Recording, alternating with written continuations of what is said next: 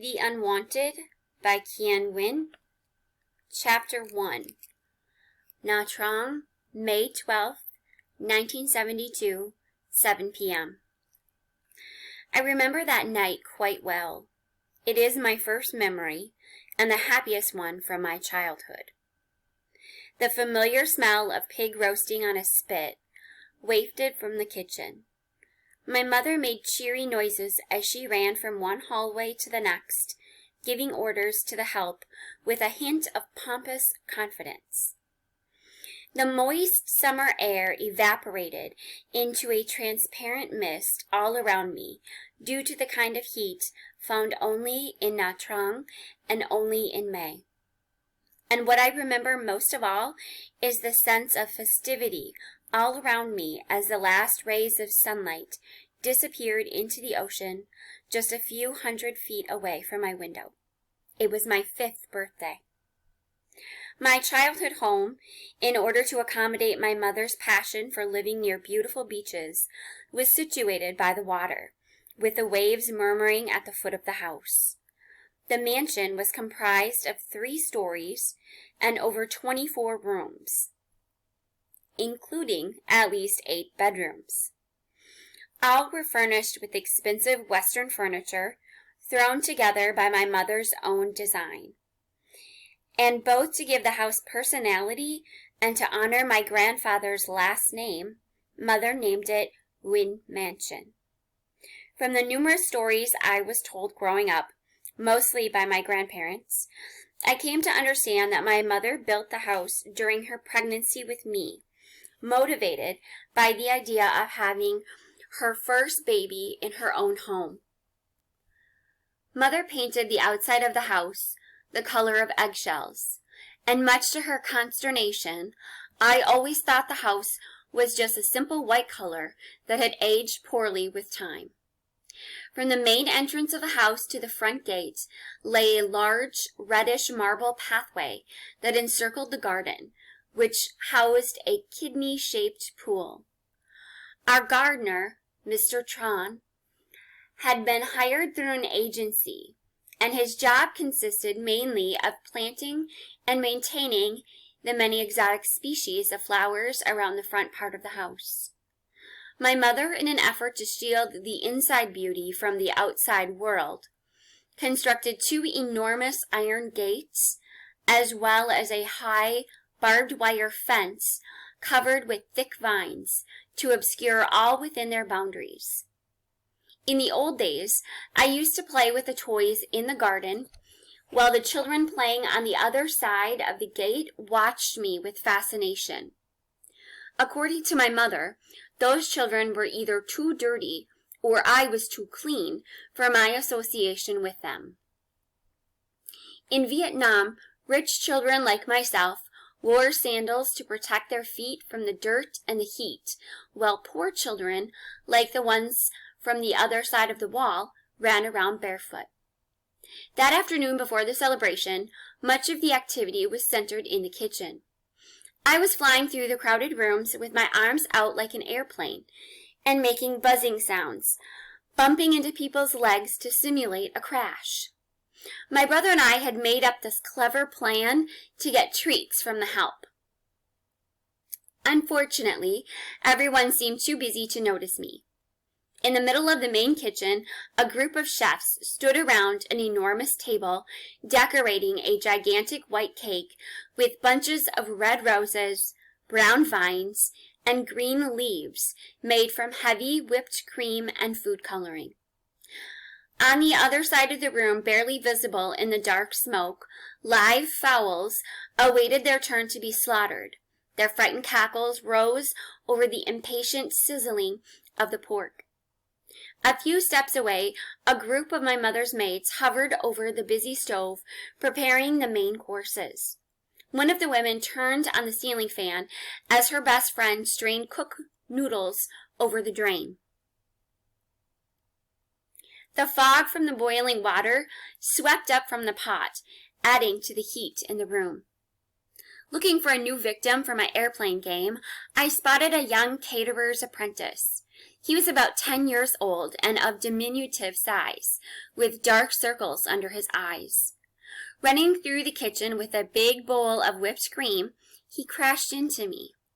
I knew how fearful our servants were when it came to my mother's wrath. While the boy was making sure I was not injured, I reached into his bowl for a handful of cream. Before he could recover from his shock, I laughed and ran off, lapping the sweetness from my hand. Upstairs, I decided to take a peek inside my mother's bedroom.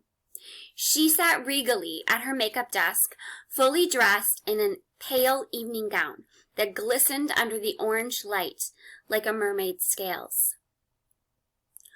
Her attention was focused on brushing her long hair, which rippled down her arching back, jet black and wavy.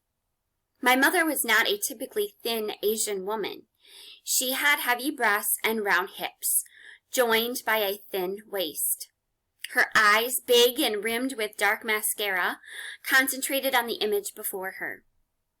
Years spent watching my mother gaze at herself in the mirror had convinced me that she was the rarest, most beautiful creature that ever walked the face of this earth. My presence startled her. She took her eyes off her reflection, looked at me, and smiled, showing her white, straight teeth. At times I had sat for hours in my mother's bedroom while she confided her beauty secrets to me. I would listen earnestly, not to what my mother said, but to the mesmerizing sound of her voice, always full of wisdom and intelligence. Her smile faded into a slight frown as she said, "Look at you. What is that all over your face?" I touched my cheek and felt the remnants of the whipped cream. Licking my fingers, I answered her, "It's for my cake in the kitchen. Can I come in?" She nodded. "Sure, come in." And then came the scolding. "What a dirty boy, eating in such a manner. Why don't you wait till dinner?" I sat on her bed and looked at her curiously. Using a small cotton pad, she was pressing white powder onto the backs of her hands. "What are you doing, Mommy?" I asked. "I am putting makeup on my hands, darling." "How come?" "You're always asking the same question." "I never remember what the answer is, Mommy." She paused and held her hands in front of her face, where they stood at attention like two proud soldiers ready for inspection. "I do this because I want people to notice my hands. Aren't they beautiful?" Along with her fortune, my mother's hands were the ultimate pride in her life. Before she met my father, she had worked as a hand model for a jewelry company. In contrast to her voluptuous body, her hands were long and graceful. Each finger was a smooth cylinder with invisible knuckles and no wrinkles. Each nail was defined, extended, well-polished, and glossy. She spent hours smoothing the sharp edges of her nails, trimming the out-of-place cuticles, and changing the color of the paint. Not until she was completely satisfied with her hands did my mother apply makeup to her face, a process that would also require a few hours. She said that since her face was not extraordinary, her success would depend on her hands. As if to prove her point, my mother made sure that her hands were always displayed. They danced in front of her face during a conversation, rested on her cheeks in photographs, or raised her chin when she exercised her power. Sometimes they daintily held the stem of a champagne glass. Once, my mother considered buying insurance for her hands.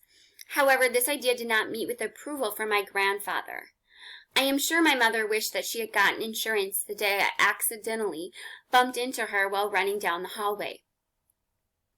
The collision broke two of her nails and scratched her fingers, leaving her boiling mad and me with welts on my cheek. "Is this party for me, Mommy?" I asked as she continued tending her hands. "Yes, darling." "Does it mean I can stay up late?" "You can stay up a little while after you blow out your candles." "Will there be any children coming over tonight for my class?" I asked her hopefully. "No, darling.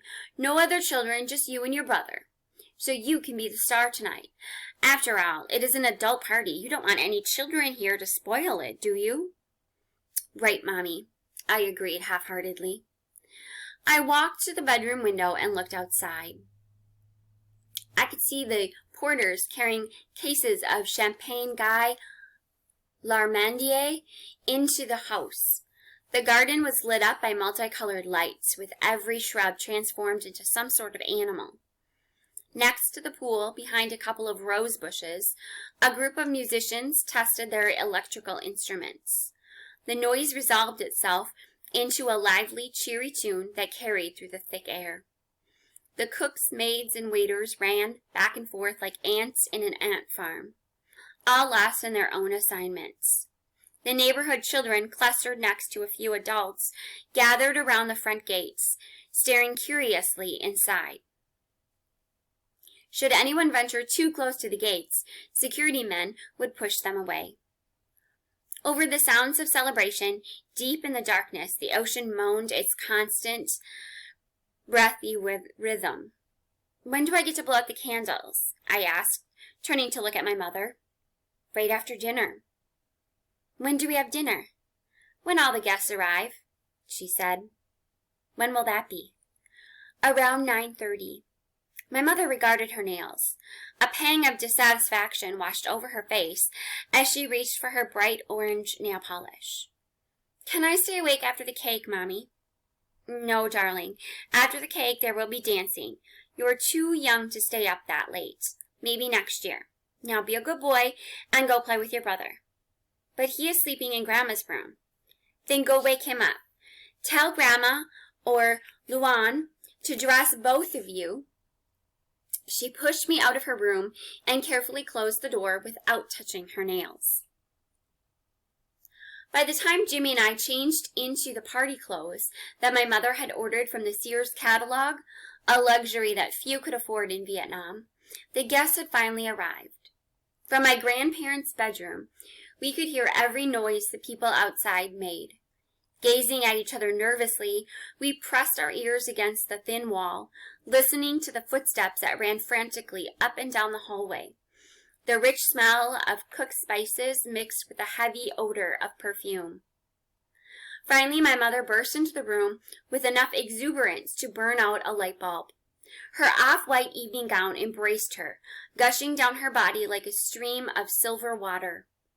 Her hair was bound above her neck in a complicated knot, revealing a diamond necklace and 2 small diamond earrings. She looked foreign, formidable, elegant as an Egyptian queen. She smiled through her makeup as she reached for us with bare arms that sparkled with diamonds. We entered her cloud of perfume, and together, hand in hand, we walked into the noisy brightness outside. The rest of the evening is a blur. I vaguely recall the laughter, the kisses, the food, the stark colors, the songs, and the mountain of presents that filled my room. I also remember the foreign guests with sandy hair and blue eyes, as well as the anxious talk on everyone's lips about the revolution. Jimmy and I were sent to bed immediately after I blew out the candles on top of my gigantic cake. And I was to sleep for 3 years, banished from my mother's warmth and sent away to school, leaving behind the special night that was supposed to be mine.